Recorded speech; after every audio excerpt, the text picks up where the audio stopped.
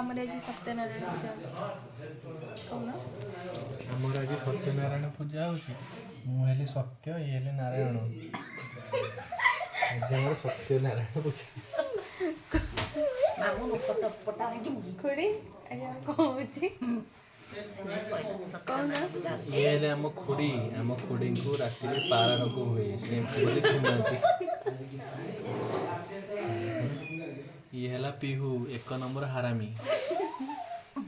ଆଉ ଇଏ ହେଲେ ଆମ ମାମୁନି, ଇଏ ହେଲେ ଠେକୁଆର 2ୟ ରୂପ।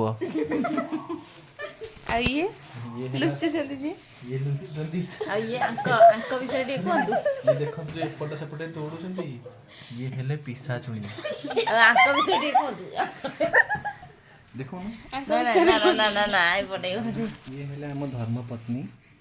ଇଏ ହେଉଛନ୍ତି ଧର୍ମପତ୍ନୀ, ମାନେ ତାଙ୍କୁ କିଛି କହିହେବନି। ପିହୁ